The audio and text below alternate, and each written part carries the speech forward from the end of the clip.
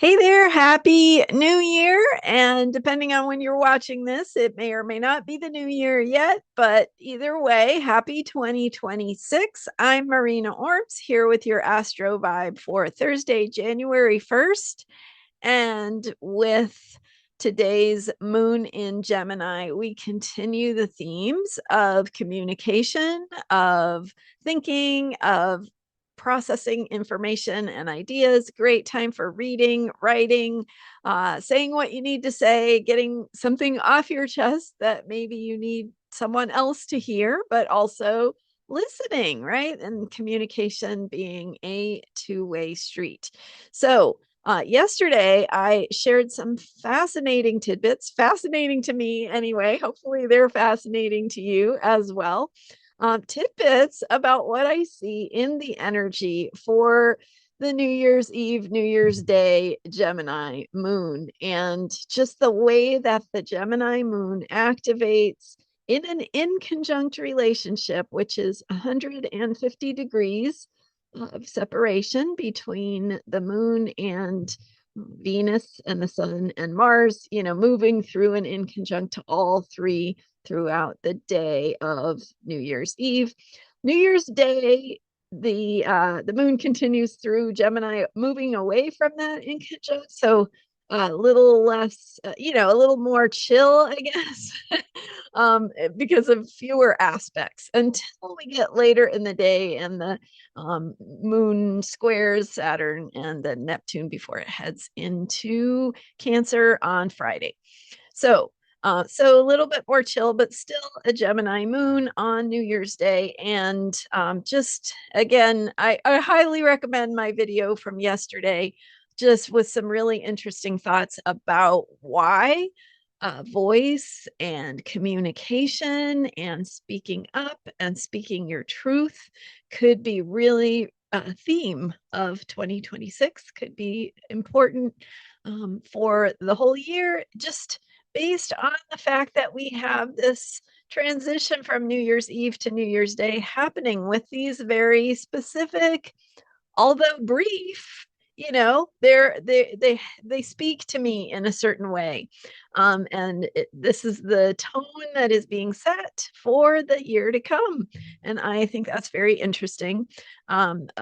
Thinking about why voice might be important in 2026, voice and communication, ideas, thinking outside the box, thinking in new ways, opening our minds to new possibilities. And as we do so, that is the way that we build the future.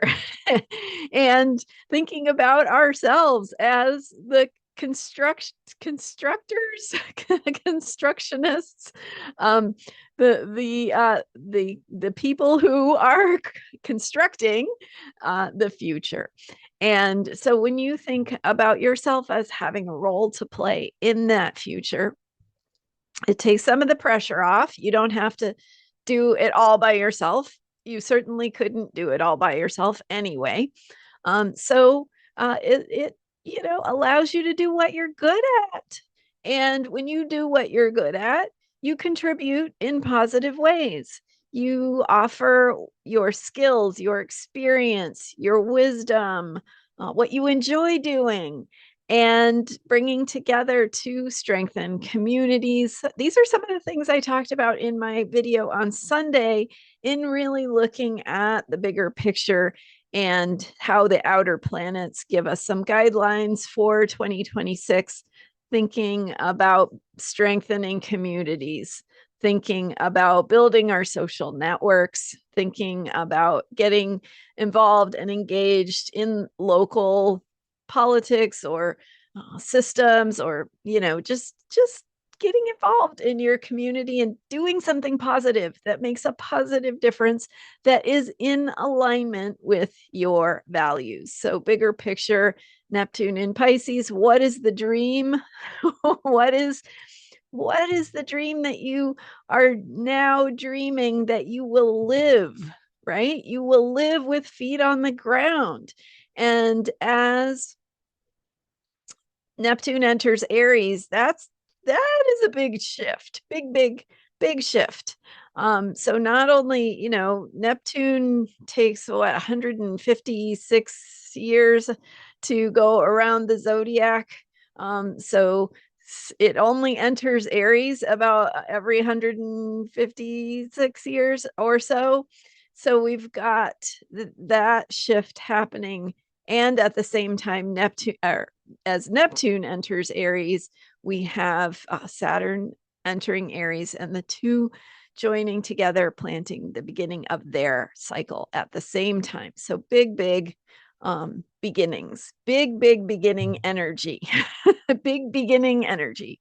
And it's baby energy. We're brand new. We are beginner's mind. We are wide open. We are learning. We are here to learn. We are here to make mistakes so that we can learn. That is the Aries fool, right? Aries is the fool, and the fool has to learn by doing, has to learn by falling down and making mistakes. And some things would never get done if we didn't have Aries energy giving us that impulse to act, that will, that drive to move and to do things.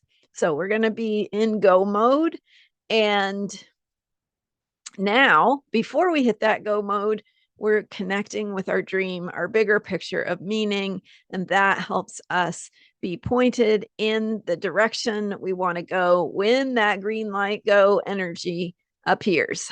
So taking that time to reflect and set your intentions, really important time to set intentions with the new year.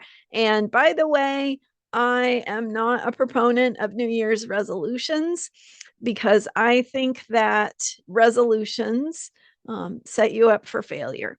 You inevitably commit to doing something that's not realistic for you to do, or you probably would have done it already.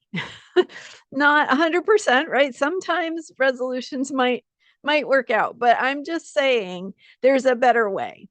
And that better way is to set your intentions. Now, by setting intentions, it doesn't mean you're setting something that you're not really committing to, or that you're going to have an intention, but you're not going to follow through. That is not the purpose of intentions. Intentions are your guiding light. So when you have the guiding light of your intention, it reminds you when you get off track. Oh, I got off track. Here's what's important to me. Let me get back on track. And see how different that feels to your being, to your nervous system, than I got off track. I might as well give up, forget the whole thing, right? I can't do it. I'm no good at this. Have you ever heard those voices in your head? We can get rid of those voices, because the intention says, oh, I had a bad day. This week didn't turn out the way I thought it would. Let's get back on track. Gentle, slow, easy, gentle. And so intentions bring us back. They become the guiding light to remind us, oh, okay, I got a little bit off track. Let me get back on track. Not only that, but we also can honor the process of getting off track as part of the process. Oh, I had a week that didn't go so well. Let me take a look at that. Why didn't that week go so well? What would help support me better the next time?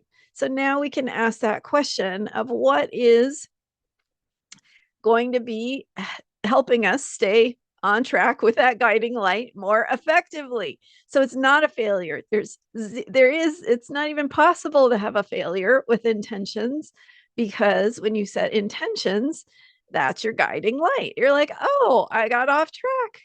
What would support me better? How could I do this differently? Is there anything I need to look at? Is there anything I'm learning about myself? Is there anything that is healing in me that I can honor? And honoring that healing process might help you get back on track. Maybe you need to have a good cry. Maybe you need to have a blow up. Maybe, right? So we can get off track and we can find that guiding light again. So our intentions actually help us get where we want to go.